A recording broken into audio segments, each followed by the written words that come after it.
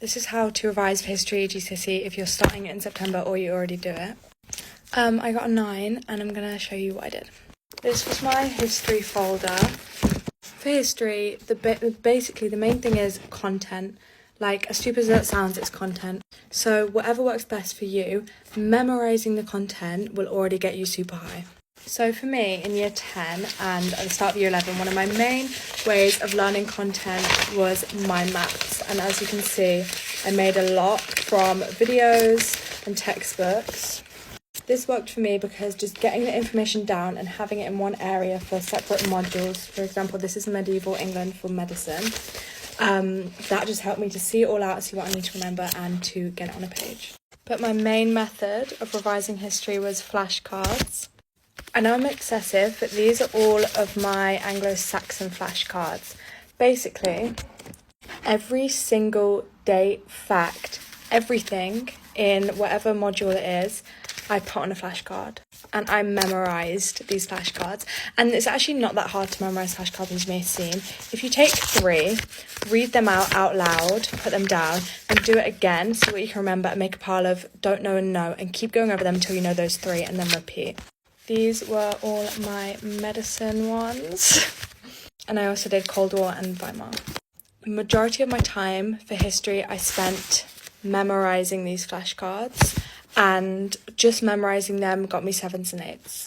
And then the final way of memorising content before I go on to the last way of how to push to like 9s is blurting. So I'd write out a timeline and I'd blurt a timeline. If you want me to do a video on blurting, I will. But it's basically where you like read over something, write everything you can remember, and then add in what you got wrong. But I'd do a timeline and blurt timeline so I could remember all the dates. And then this was usually closer to the exams, but our teachers gave us like this, and I would read over every page and then try and blurt everything on the page because it has like every separate bit of the exam on each page. So I'd like read progress and the Renaissance and try and blurt all of that. Or I would blurt my mind maps.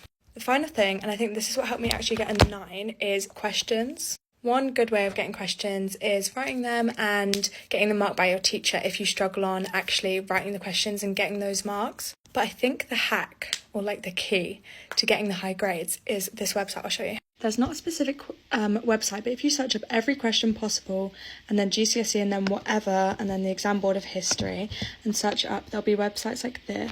If you go on here, they literally have every kind of question that could come up for every type of question on the Cold War paper. This website also has it with Germany. Here's one with Anglo-Saxons. Answer every single one of those. Even if you can't get them marked by your teachers, write them all. My school email has expired, so I can't show you, but I did all of these, and I did this quite close to the exam. So start doing these when you actually have memorised all the content from flashcards, blurting, whatever. And I answered literally all of them on my iPad. I typed them up.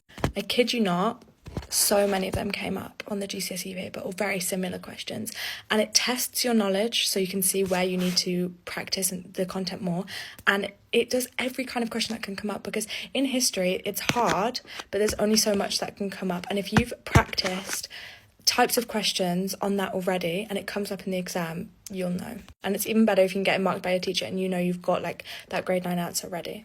I do have a few full mark questions that I've written for certain subjects if anyone wants me to post them or send them to them. But yeah, that's how you can get a 9 in history.